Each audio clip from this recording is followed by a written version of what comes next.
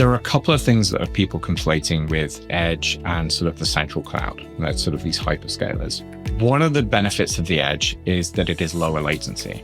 But at the moment, large language models are still quite slow, like compared to a standard database query. And so the benefits of your latency, sort of reducing the latency, are going to be lost in the noise of like, well, we've reduced your latency by 200 milliseconds, but it takes 3 seconds to go run a query. It's less useful. But if we can cache the queries at the edge, and getting stuff out of a cache takes less than a millisecond, then suddenly like lowering the latency is really, really useful. The other advantage of the edge is that it scales automatically for you, and horizontal scaling automatically and geographic scaling automatically. And so there are advantages in that. But instead of having to think, I'm going to spin up machines or processes in a central cloud. So that's the other reason why the edge can help. But I think, as always, you want to decide where is the best place to run your code. There is some stuff you want to run at the edge, some stuff you want to run at the central cloud, some stuff you might want to run in different regions of the central cloud. You might be worried about failover, what happens if US East goes down, or what happens if you want to run stuff because of compliance issues, or what happens if you want this feature from this cloud provider and this feature from this other cloud provider. And I think that's the other reason why Fastly is so good at sort of helping with all these things, is that we can smooth out and sort of hide multi-region, multi-cloud, whether you've got some stuff running in your data center, some stuff running in this third-party service, some stuff running in this cloud provider, some stuff running in that provider. It's all hidden behind the edge and all cached the same way.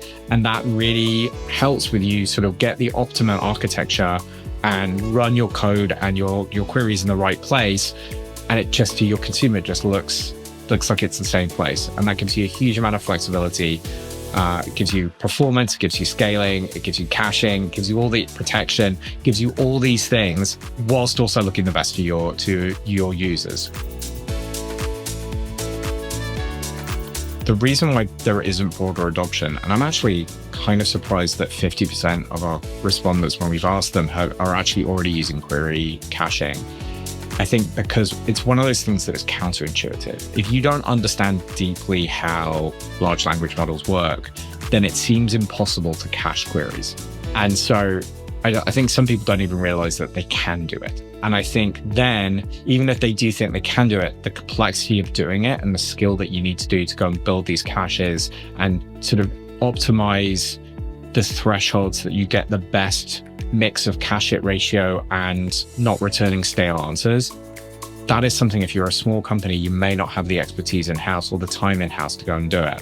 And that's why I think when we provide these services, it's not that these people can't necessarily do it, it's they just don't necessarily have the time or the resources or the manpower to go and build it. So we can go and provide that for them. So there's a problem with the new technologies, which is, when they're launched on the bleeding edge, they are often really, really difficult to use. Then as they get more sophisticated, they become even more difficult to use before they become mainstream. And so, you look at the web, sort of back in the mid 90s, nobody knew how to do web stuff in it, but it was pretty simple to do. Once you figured it out, it's like, oh, okay, it's not that complicated. But then in the early 2000s, things became incredibly complicated. And we really weren't thinking of like ways to make it easier for people. And the problem you've got with that is, you don't want to end up with a class of haves and haves not, that the only people who are able to implement this technology are sort of an elite group of people clustered around Silicon Valley or these other tech centers, and you are removing the benefit from regular, ordinary people. And we've talked about this a lot at Fastly. It's like the amount of data that like even a relatively small website has to deal with now, the threat of attack, of DDoS, of bots, of suddenly going viral because some celebrity likes your product. The way they have to deal with that now, that traffic would have scared Google 20 years ago. And this is one person who's just trying to run a website.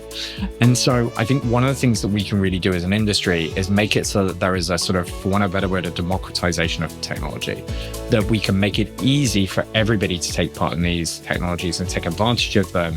And they don't need to be a hyper math nerd, or like somebody who's an expert in GPUs, or like scaling up servers, or like dealing with security.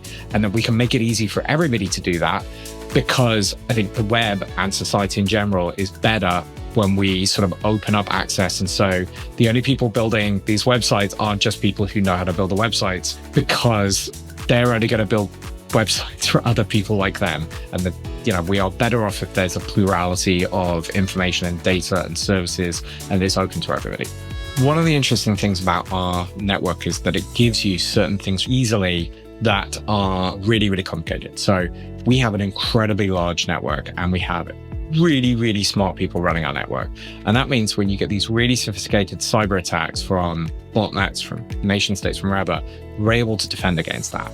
And we defend on it on behalf of our customers, whether they are our biggest customers or our smaller customers. Same with bots, same with WAF, same with distributing your content and your code all around the world.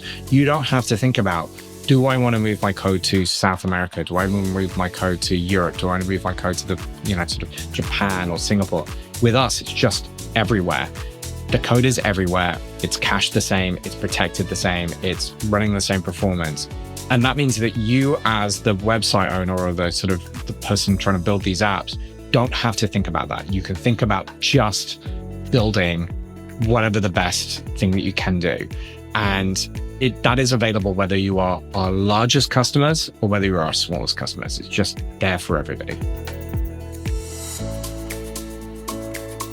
The best way to save energy is not to do work.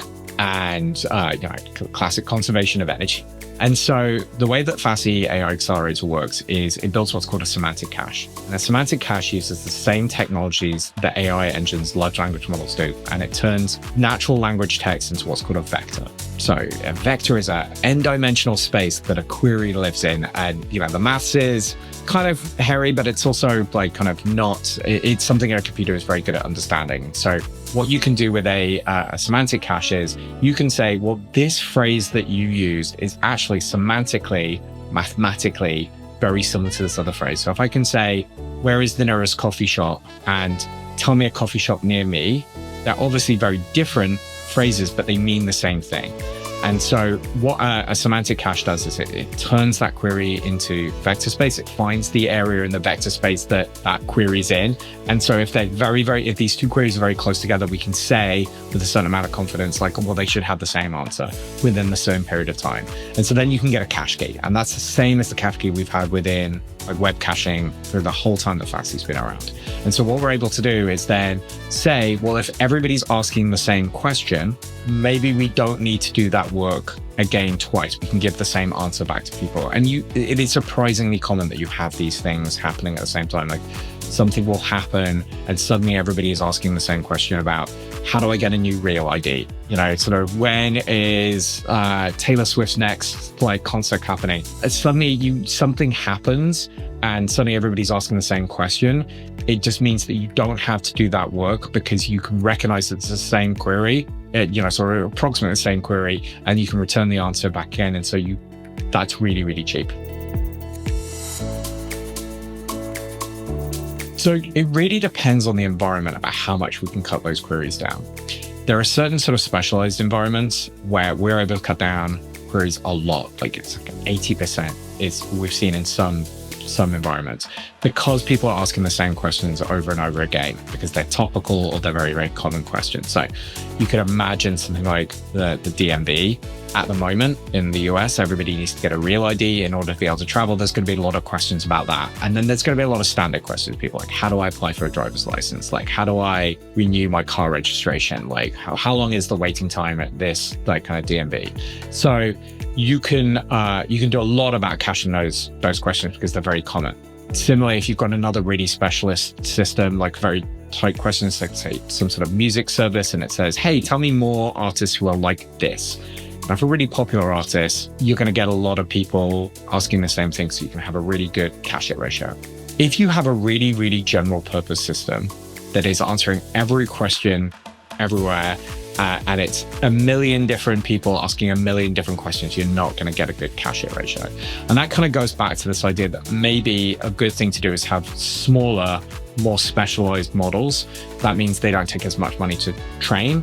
And also the questions they're going to get asked are going to be a lot more specialized. And that means you have to do less work sort of training the model, less work answering the model. And even when you do have to answer the model and it's not cached, because it's a smaller model, it's going to be less energy to go and query it. So there are some advantages to having smaller models. The problem with them is that they can't answer every question, but I think that's probably a good trade-off.